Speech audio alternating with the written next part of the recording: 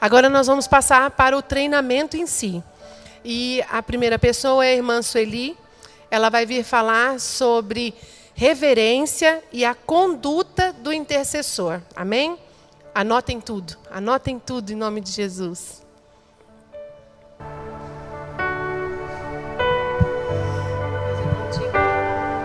Amém. Então, a paz, irmãos, bom dia. Antes da gente começar, eu gostaria que vocês ficassem de pé. Vamos fazer uma oração ao Senhor nessa hora. Vamos entregar esse momento ao Senhor, para que Ele venha manifestar o Teu poder e a Tua glória aqui em nós. Amém? Então, ore comigo, irmãos. Põe a mão no seu coração, feche seus olhos. Vamos clamar ao Senhor nessa hora. Senhor, meu Deus, meu Pai, te louvamos e te agradecemos, ó Deus, por esse dia. Que dia maravilhoso, que dia lindo. Ainda que tem nuvens, ainda que tem chuva, é um dia maravilhoso, porque o Senhor preparou esse dia, o Senhor reservou esse dia, o Senhor separou a cada um de nós para esse dia, para falar conosco, para nos instruir, para nos ensinar nessa hora aquilo que o Senhor tem para nós. Pai, que nessa hora nossa mente, o nosso coração esteja cativo ao Senhor. Que o Senhor venha manifestar o Teu poder, a Tua glória a cada estudo, a cada instrução, Senhor. Que tenhamos um coração quebrantado na Tua presença, Senhor. Que venha tirar de nós todas as reservas, Senhor. Tudo aquilo que vem impedir do Teu fluir, do Espírito Santo de Deus, Senhor. Pai, venha falar conosco, Senhor. Age em nós, Pai. É o que eu te peço agora, Senhor. Em nome de Jesus. Amém. Pode sentar, irmãos. Desculpa aí, é a primeira vez que a gente faz assim, dessa forma, né? Dá um pouco de tremor e temor ao Senhor, mas Ele vai dar graça. Na sua apostila, a gente está falando sobre conduta de intercessor. E eu faço uma pergunta. Qual é a posição de intercessor? Qual é a principal posição de um intercessor? É ser quebrantado. Irmãos, não tem como a gente entrar em oração ou entrar em situações que o Senhor vai permitir nós se nosso coração não estiver quebrantado. O quebrantamento na presença do Pai, quebrantar-nos no diante do Pai é nos esvaziar de nós mesmos, né? E Ele decretar falência para toda ação maligna na minha vida e na sua vida. E para a cruz todos os dias. É nos prostrar aos pés do Senhor. É nos esvaziar de nós mesmos. É tirar de nós toda a bagagem, todo o eu, todo o achismo, toda a altivez. É nos limpar diante do Senhor. É tirar nossas vestes e deixarmos completamente disponível ao Senhor. Para que Ele venha agir em nós. Tirar todo o eu, todo o orgulho. É nos quebrantar, nos esvaziar na presença do nosso Pai. Amém? E aí a gente começa, e com esse processo, é um processo, vai ter o caminho do quebrantamento. E lá em João 15, né, que quando a gente fala, o caminho do quebrantamento, para que existe o caminho do quebrantamento? Lá em João 15, a fim de que tudo quanto em meu nome pedirdes ao Pai, Ele vô-lo conceda. Então temos que ser quebrantados, tirar todo o homem, tudo aquilo que talvez venha impedir o Senhor de agir em nós, para que quando venhamos apresentar a nossa oração ao nosso Deus, o Senhor possa receber. O quebrantamento gera dependência. Glória a Deus, aleluia. Isso é muito bom. Lá em Salmos 51:10, eu até, uma particularidade minha, quando eu leio esse salmo, eu lembro muito do pastor Sidney, porque ele deu um estudo desse salmo tão maravilhoso, sabe, de dependência de Deus. Quando lá no salmo, está aqui, no Salmo 51:10, que fala: cria em mim, ó Deus, um coração puro e renova em mim um espírito reto. Olha que coisa mais tremenda, que coisa maravilhosa, quando a gente se quebranta ao Senhor. Olha a transformação que Ele já faz em nós, para criar em nós um coração puro e para renovar em nós um espírito reto. Isso é maravilhoso, irmãos. E o quebrantamento, nessa dependência, vai gerar obediência, submissão. Lá no Salmo 86, no primeiro versículo, fala assim: inclina, Senhor, os ouvidos, que é o salmista Davi fala, inclina, Senhor, os ouvidos e responde-me, pois estou aflito e necessitado. Então, o que quer dizer isso nesse versículo? Que quando reconhecemos perante o Senhor a nossa miséria humana, né, a nossa total dependência, essa situação ela provê a ocasião da misericórdia do Senhor. Quando clamamos ao Senhor por misericórdia, Pai, reconhecemos em nós nossa miséria, no sentido de reconhecer em nós que não podemos fazer nada por nós mesmos, não temos forças para isso. Se o Espírito Santo de Deus não agir em nós, se o nosso coração não estiver quebrantado, derramado na presença do Senhor, nada faremos por nós mesmos, nada. E o quebrantamento, ele nos leva a confronto.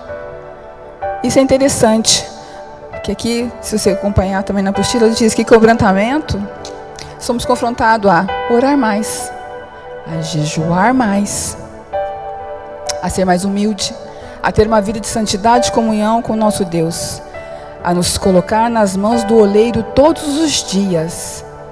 Então, confronto, somos confrontados a buscar mais o Senhor. Não podemos ficar sem essa ação. Temos que nos posicionar. Temos que estar assim, ter esse confronto com nós mesmos, dessa busca. É necessário. Desculpa aí, Deus, quando sai mais alto. Essa busca, porque é necessário. Está na mão do oleiro. Reconhecendo que o Senhor é aquele que nos molda, vai nos moldando para a perfeição dele, né? Para o agir da perfeição dele em nós. Amém? Até aqui tudo bem? Tudo tranquilo? Amém. Então, para completar esse do confronto, está lá em 2 Coríntios 47, fala: temos, porém, este tesouro em vasos de barro, para a excelência do poder, seja de Deus e não de nós. Amém? Aqui.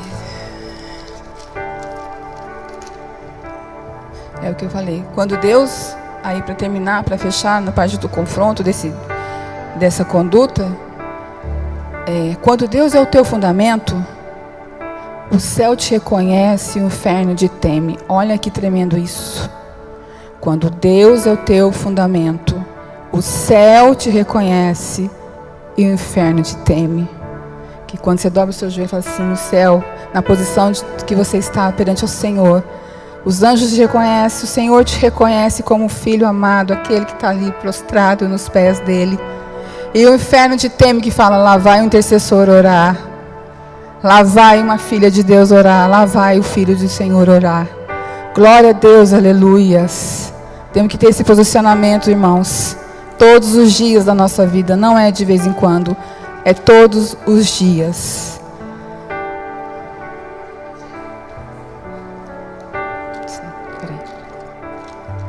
Quando Deus é o teu fundamento, o céu te reconhece e o inferno te teme. Amém. Agora a gente vai falar sobre um pouquinho de intimidade. Amém? Lá no Salmo 139, Davi, ele relata a onipresença e a onipotência de Deus. É um salmo maravilhoso. Depois vocês podem estar aí lendo ele. Vai falar muito com vocês. E é assim, só teremos uma profunda intimidade com Deus por meio do Espírito Santo. E é você que escolhe o nível da sua intimidade com Deus. Olha que maravilhoso isso. É você que escolhe o nível da intimidade com Deus.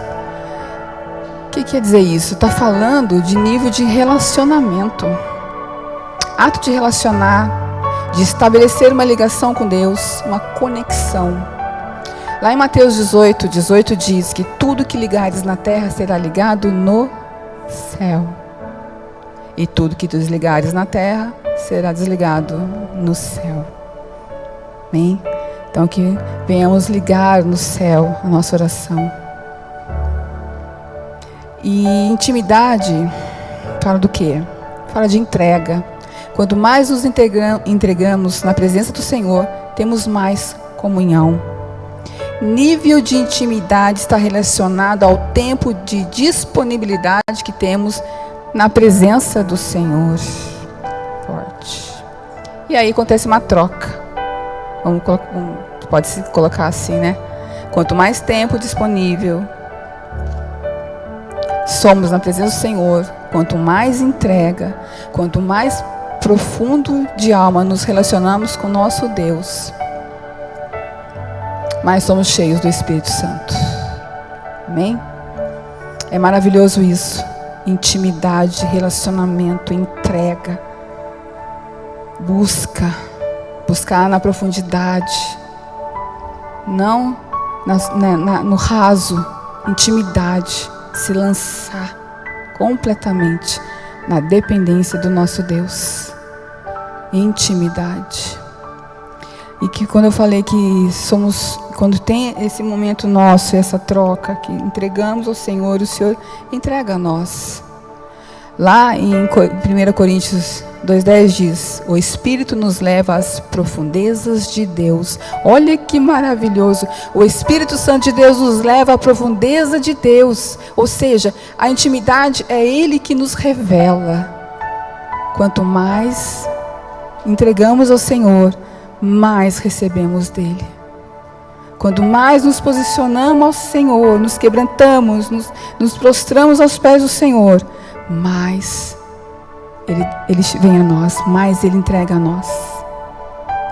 Amém?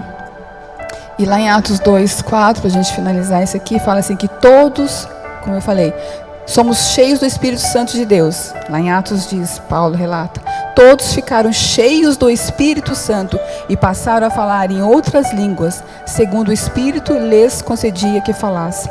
Então, na intimidade, você vai ter nesse momento com o Senhor, você começa a falar em línguas. Ao Senhor, essa oração com o Senhor é sua e do Senhor. É intimidade. Deixa eu ver aqui. Intimidade significa aquilo que há de mais profundo do homem Deus. Está ligada a dar-se a conhecer profundamente. É maravilhoso.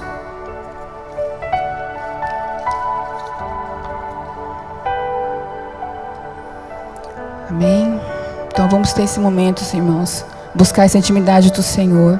Se você já tem, eu creio que tem, porque estou falando com intercessores, estou falando com homens e mulheres de fé, homens e mulheres que se colocaram na disposição do Senhor, homens e mulheres que se levantam todos os dias se entram em brechas para que o plano do Senhor seja realizado na terra, para que o céu venha mover ao nosso favor e ao favor das nossas petições.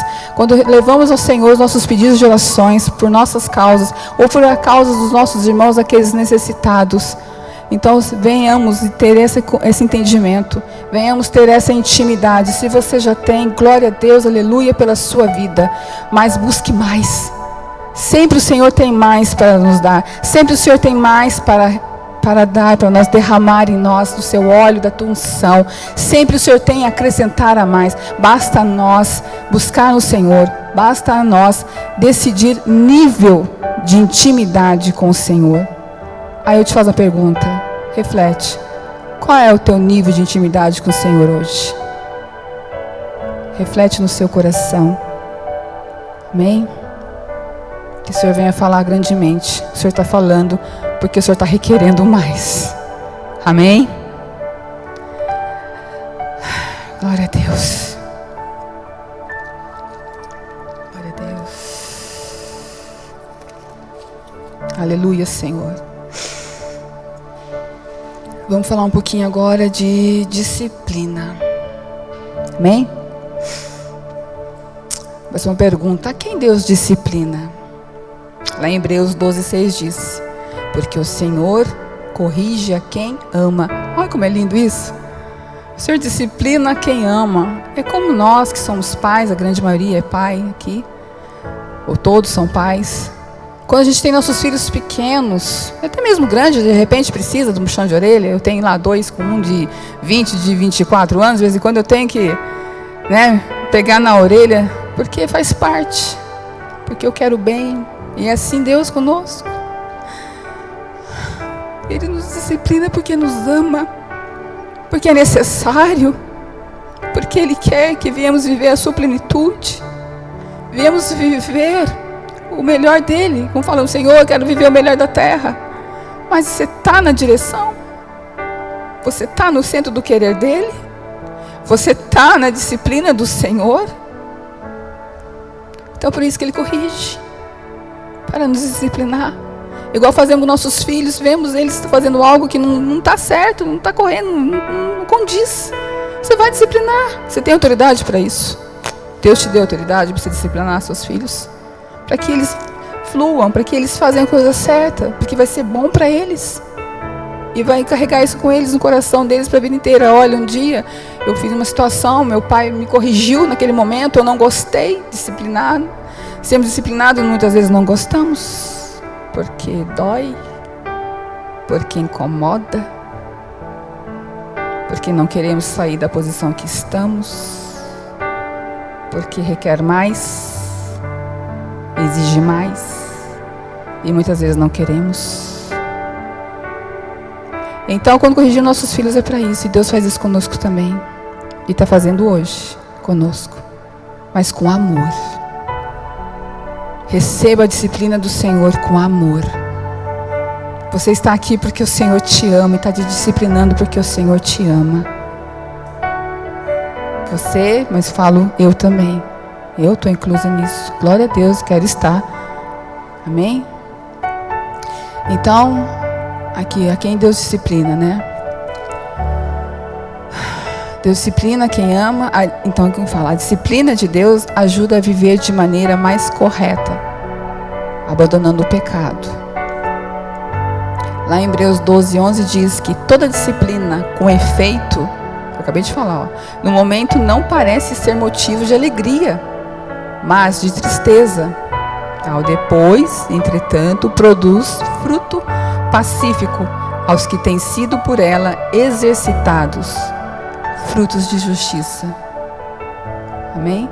Então no momento machuca, dói, incomoda, mas aquilo vai gerar frutos bons. Aquilo vai gerar coisas boas em nós. E através disso, vamos poder passar, né? Para quem o Senhor colocar no nosso caminho, para as pessoas. Que ali o Senhor vai usar a nossa vida para estar passando isso para Ele. Lá em Provérbios 29:15 diz que a vara e a disciplina dão sabedoria. Olha que coisa mais linda. Deus maravilhoso. Tá, para não sair daqui, deixa eu ver. Disciplina. Não existe em nós beleza natural, pois a queda do homem nos fez perder este aspecto. Nosso caráter está inclinado a pecar. E lá em Romanos 7:9 diz que o bem que desejamos fazer não conseguimos, mas o mal que não queremos, este fazemos. Por isso, precisamos ser disciplinados pelo nosso Deus. Amém? Aí tópico 3. Para que Deus disciplina? Isso fez eu pensar. Para que Deus nos disciplina? Para que venhamos ter maturidade. Para que através da disciplina... Peraí, tem um probleminha aqui no papel. Para que através da disciplina seja transformado o velho homem em um novo homem, segundo Cristo, a fim de atingirmos a medida da plenitude de Cristo. Olha que tremendo. Está lá em Efésios 4:13. Para que Deus disciplina? É maravilhoso. No começo também diz aquilo que eu acabei de falar, que o ser humano não gosta de ser disciplinado, mas amém. Apesar delas não serem agradáveis, elas são instrumentos de Deus para o nosso crescimento espiritual. E são muito importantes. E aí a gente vai ver 3 situações. Devemos olhar firmemente para Jesus. Essa visão atenta deverá nos motivar a restabelecer as mãos descaídas. Não, eu estou falando... eu pulei aqui, perdão. É a quem Deus disciplina. Não, quem Deus disciplina, para que Deus disciplina. Isso mesmo, está certo. Para que Deus disciplina. Então aqui a gente vai ver 3 situações. Devemos olhar firmemente para Jesus. Essa visão atenta deverá nos motivar a restabelecer as mãos descaídas, fortalecer os joelhos que têm tendência para vacilar e fazer caminhos retos para os pés. Né? E me chamou a atenção dessa parte de restabelecer as mãos descaídas. Aí eu fiz um estudo e diz assim: as mãos descaídas. Mãos descaídas são as mãos dos desanimados na luta. No mundo espiritual, a mão é uma simbologia da fé. É uma questão de fé. Mesmo que você sinta que suas mãos estão cansadas, sua fé está sendo provada. Então, mesmo que a gente está cansado, mesmo que se levante situações difíceis, mesmo que você esteja com dor, machucado, ferido, mesmo que você foi humilhado, mesmo que se levantou calúnias, ou o que for na sua vida, se posicione na presença do Senhor. Não fique com as suas mãos descaídas. Se levanta em oração, que o Senhor vai te dar vitória. O Senhor vai entrar com recurso. O Senhor vai entrar com a provisão dele naquela situação para vocês, para nós. Vai nos fortalecer. E eu queria deixar essa frase aqui. Na disciplina, como eu disse, a gente vai gerar em nós também obediência e submissão.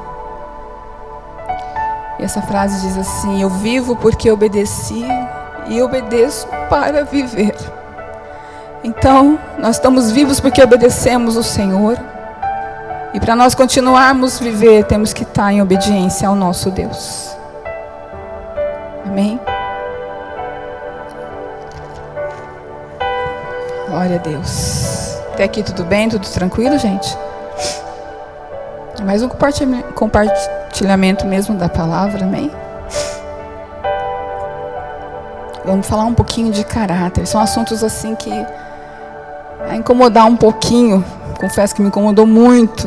Nossa, foram madrugadas adentro, estudando. Comentei com a irmã Cíntia. Como que a palavra vem nos confrontar, né? Como a palavra ela vem fazer a gente refletir a nossa posição, né? Porque às vezes a gente achamos que está tudo certo, estamos fazendo certo, estamos tendo orientação, estamos fazendo tudo certo. Mas sempre tem algo que o Senhor quer mais. Por isso que Ele quer esse ajuste, esse alinhamento nosso com Ele. Amém? Falar sobre caráter. Caráter é uma personalidade. Essa, por sua vez, é formada por um conjunto de características essenciais que inclui o caráter, né, o temperamento e hábitos.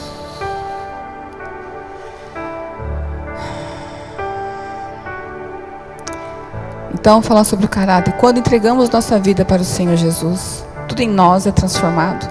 O nosso caráter é moldado ao caráter de Cristo. Que eu estou com um pouquinho de dor, mas vai passar.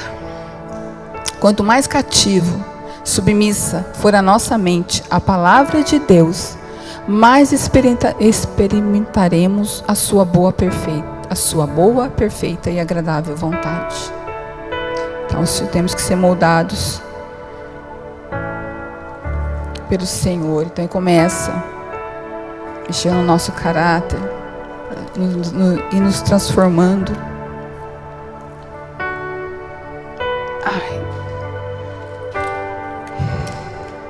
E aí vamos falar de outro tópico, que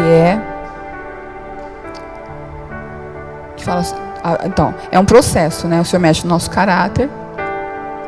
E aí vem o caráter cristão. O caráter humano, que é a transformação, depois o caráter cristão. O caráter cristão é o fruto do trabalho do Espírito Santo em nossas vidas. Lá em Gálatas 5:22, fala sobre os frutos do Espírito Santo. Porque quando a gente é transformado, a transformação gera os frutos. E quem vai gerar os frutos em nós é o Espírito Santo de Deus. Quero compartilhar com vocês, porque é muito lindo essa parte. Então fala, né? Em nossas vidas. Mas o fruto do Espírito é o amor, a alegria, paz, longanimidade, benignidade, bondade, fidelidade, mansidão, domínio próprio. Contra essas coisas não há lei. Glória a Deus, aleluias. Olha que tremendo que o Senhor vai fazendo em nós, moldando o nosso caráter.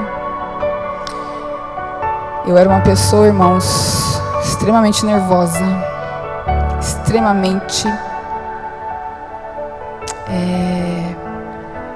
como que posso dizer, nervosa, e não gostava de nada fora do lugar, extremamente detalhista, exigente, antes de conhecer o Senhor. Não podia deixar passar, não, tem que ser hoje, é hoje, acabou, vamos fazer, sabe, assim, exigente demais. E quando eu conheci o Senhor, e esse processo começou em mim, e eu creio que em todos, quebrantamento, intimidade, e o meu caráter, como o Senhor me quebrou, porque muitas vezes também eram situações que eu estava passando, e eu achava que sempre era o outro, o defeito é do outro, porque o outro fez isso, por isso que eu reagi assim. Você me fez, né? Minha reação. E o Senhor mostrou que não. Tinha que começar por mim. Porque muitas vezes não queremos que seja começado por nós, pelo outro. Não, tinha que ser por mim. E doeu muito. Ele me quebrou de uma tal maneira, tão profundo, que na hora doía tanto que eu não queria mais. Eu falei, não quero mais. Alguém aqui já levou uma cintada quando criança? Sabe quando a primeira, né? Nossa, não, né? A segunda, Jesus, a terceira, já não quero mais, sabe? Já quer sair correndo na mãe do pai, da minha mãe, era minha mãe. Como dói. Arde, né? Oh, Jesus. Mas estamos vivos, glória a Deus, né? Ó, pra você ver, ó. Não matou ninguém, né? Corrigiu. Não é verdade? O caráter também. Tá tudo incluso. Corrige também. Dói. Mas é necessário. E isso quando aconteceu comigo, na hora não entendia, não entendemos. E depois o Senhor me revelou. Porque Ele me quebrou. Porque eu tinha que ser melhor do que o outro, para que ele visse em mim a transformação do Senhor. Como vamos falar para o outro? Eu falo outro, situações, todas situações. Se ainda tem aquele caráter do velho homem, tem coisas ainda que você não deixou ser tratada, não tem como. Então tem que ser quebrada. Tem que ser quebrado. Porque aí Ele vai ver em você o agir de Deus. Nossa, está diferente. O que aconteceu com você? Nossa, nessa situação você já era para estar estourando, você já está. E é interessante, irmãos, que eu tenho que compartilhar isso com vocês, porque eu trabalhava, eu fui mandada embora agora em fevereiro. Então eu trabalhei 14 anos numa loja. Então meu processo de conversão foi nessa loja. Então eu estava com 5 anos de empresa e o Senhor me alcançou, né? Então as pessoas me conheciam do que eu era, certo? E quando o Senhor me alcançou, Ele fez uma transformação radical, porque é assim que o Senhor faz com a gente, né? Radical, não tem meio termo. O Senhor entra e tira tudo, arranca tudo, limpa tudo a casa para Ele habitar, para o Espírito Santo de Deus dele habitar, não é isso? E aí vem os confrontos. E aí as pessoas falavam, nossa, porque lá a gente tinha exposição de gôndola, a gente fazia exposição de cerâmica, eu trabalhava em material de construção, em home center, material de construção. Então tinha gôndolas, tinha que fazer exposição, né? E era uma guerra quando tinha movimentação e as pessoas tinham que diminuir seu espaço para as outras pessoas expor. Isso era causa, meu Deus do céu, de guerra, de uma querer puxar o cabelo da outra, ao nível que era. E o gerente não queria nem saber, vocês se peguem aí. Eu quero o produto exposto, vocês se virem com espaço. Então gerava mesmo conflito. Nossa, você ficava na pimenta. E depois que Jesus fez isso numa história que foi necessário, foi um processo muito doloroso, que quando o Senhor me tirou daquela minha vida, quando o Senhor me alcançou com a sua misericórdia e amor, eu estava num estado muito difícil da minha história. E aí o Senhor fez a mudança. Então, provoca isso. As pessoas falam, meu Deus, você não é mais a mesma, o que está acontecendo? Eu falei, está acontecendo que eu encontrei Jesus. Está acontecendo que o Senhor me alcançou. Porque, para resumir bem, né, para a gente voltar para o ensino, eu lembro que eu tinha recebido um diagnóstico muito difícil. Já fazia 5 anos que eu fazia um tratamento, né, que até hoje eu faço. Só que eu comecei a regredir totalmente o tratamento. Eu não respondia mais à medicação. Já tomava essa medicação na totalidade dela, que era o máximo que podia de dosagem. E isso me provocou uma hepatite medicamentosa.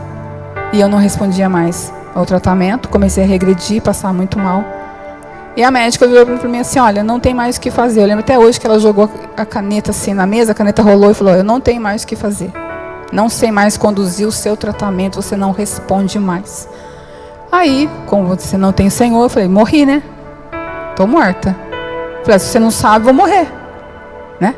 Na hora, sabe? Se você não tem um raciocínio, seu nome, aquela hora foi essa, entendeu? Eu não consegui nem pensar em outras possibilidades. Eu lembro que eu fui embora para minha casa, não lembro como eu fui embora. Não lembro como eu andei, atravessei farol, peguei ônibus. Não lembro. Só pensava nos meus filhos.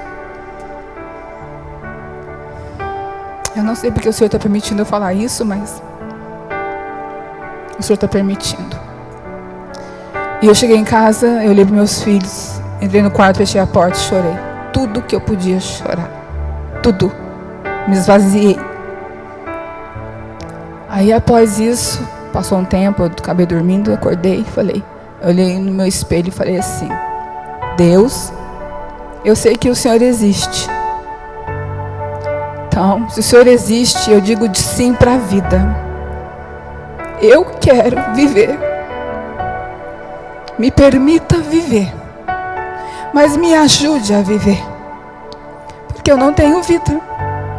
Porque eu me sentia morta já. Me permita viver a história dos meus filhos, ver eles crescerem. E isso foi uma sexta-feira de carnaval. E aí no sábado eu fui trabalhar. Coloquei minha roupa, fiz uma bela maquiagem, tampei as olheiras, mas com o coração quebrado, despedaçado, e fui trabalhar. Fiquei na minha gôndola, no meu ponto de venda, e passou por mim um irmão. Ele era da Quadrangular. Olha que benção. Ele passou por mim e falou assim, bom dia, Sueli. Eu, bom dia. E tudo bom? Eu, tudo bem.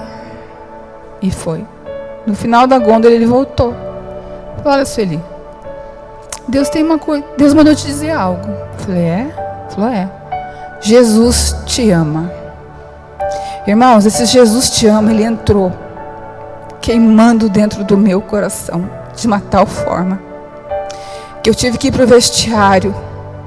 Eu chorei tanto, entrei lá na parte do sanitário, fechei a portinha, chorei tanto, falei, Jesus, se você existe e me ama, eu quero te conhecer, eu preciso te conhecer. E aí foi isso. Foi no sábado de carnaval. No domingo de carnaval, eu poderia ir para o carnaval, eu poderia ir beber. Não tinha nada que me impedisse de fazer isso. Não é verdade? Podia estar revoltada, brigar com Deus. Eu podia, mas não. Porque Deus já tinha um plano para a minha história. E no domingo de carnaval, eu aceitei Jesus Cristo. Eu rendi aos pés do Senhor. E aí começou o meu processo. Eu estou falando isso porque é necessário, como é bom de nós falarmos do amor do Senhor. Porque muitas vezes não é por muito falar, né? É por agir. E apenas uma palavra mudou a minha história. Eu já fazia 2 anos que eu era evangelizada, mas essa palavra de Jesus te ama naquela hora.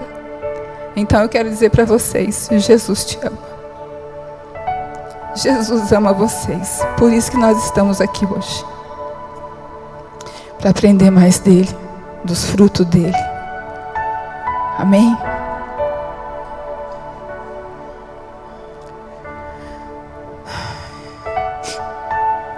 Vamos falar um pouquinho do caráter de Cristo. Maravilhoso isso. Deixa eu virar aqui. O caráter de Cristo. Jesus, com certeza, é o maior exemplo que temos a seguir. Ele é a nossa bússola suprema no mar revolto da vida. Porque mesmo sendo Deus, o Senhor Jesus não se apegou à sua divindade quando pensou em nos ajudar e viver a nossa vida. Jesus não permitiu que a sua divindade se tornasse distante. Ao contrário, ele não a considerou. Ele se esvaziou. Glória a Deus, aleluia por isso. Jesus Cristo tinha um caráter e uma personalidade sem igual. Ele era como um homem paciente, manso, humilde, gentil, amoroso, altruísta, obediente ao Pai, sábio ao lidar com as mais difíceis situações. Enfim, ele era perfeito. Ele é perfeito. Se quisermos nos tornar verdadeiros cristãos, precisamos olhar para Jesus. E lá em Filipenses 2:5-8 diz: de sorte que haja em vós o mesmo sentimento que houve também em Cristo Jesus, que sendo em forma de Deus, não teve por usurpação ser igual a Deus, mas esvaziou-se a si mesmo, tomando a forma de servo, fazendo-se semelhante aos homens, e achado na forma de homem, humilhou-se a si mesmo, sendo obediente até a morte, e a morte de cruz.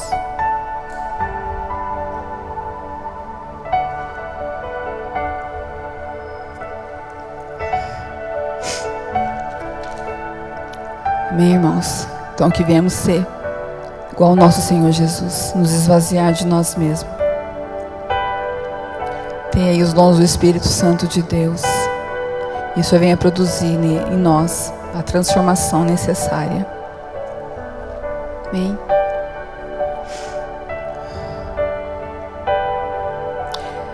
Nossa.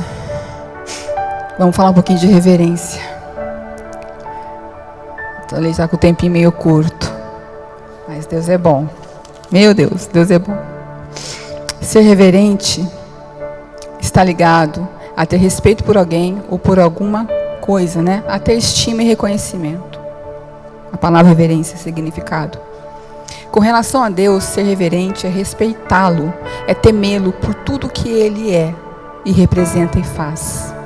O temor do Senhor, o temor do Senhor guarda o coração do intercessor que entende qual é a sua posição neste exército, neste ministério. Glória a Deus. Antes é ter um coração totalmente ao do Senhor. É de dentro para fora. Ser um servo de Deus, comprometido de forma verdadeira, consagrada e grata. O temor do Senhor é o princípio da sabedoria. Bom entendimento tem todos os que cumprem os seus mandamentos. O seu louvor permanece para sempre. Está lá em Salmos 111:10. Vocês podem estar lendo, que é muito profundo isso, irmãos. Para finalizar esse tema, eu estava lendo a palavra do Senhor e lá em Isaías 61:3, a parte B, diz assim: a fim de que se chamem carvalhos de justiça, plantados pelo Senhor para a sua glória. Então eu entendi que quebrantamento, intimidade, disciplina, caráter, é para que o Senhor venha nos chamar de carvalhos de justiça, para que sejamos plantados para a sua glória. Amém? O carvalho é uma árvore que cada vez mais... O carvalho é uma árvore que durante as tempestades se torna cada vez mais resistente. As suas raízes se firmam e se aprofundam mais durante o tempo de adversidade. Olha que maravilhoso isso. Somos nós, eu e você, carvalho de justiça nessa terra. É isso que o Senhor requer de nós. As dificuldades vêm, a adversidade vem, o problema vem, a parte financeira, às vezes a nossa dificuldade vem, mas sejamos carvalhos de justiça, enraizados profundamente no Senhor, na nossa rocha que é Jesus Cristo. E aqui termina: portanto sejamos como um carvalho plantado pelo Senhor, resistente às circunstâncias, e se mantenham na justiça que Ele concedeu, cumprindo o seu propósito para manifestar a glória dEle aqui na terra. Oh Deus fiel e poderoso, é maravilhoso. Amém, irmãos? Recebe essa palavra, medite nessa palavra de Isaías, vai falar tremendamente. O capítulo todo é maravilhoso, é a instrução do Senhor para nós. E para terminar, irmãos, eu gostaria que vocês... Até aqui, tudo bem? Todo mundo ok? Então, nessa hora, né, vamos terminar. Eu gostaria de fazer com vocês um comprometimento. Gostaria que vocês ficassem de pé e repetissem comigo.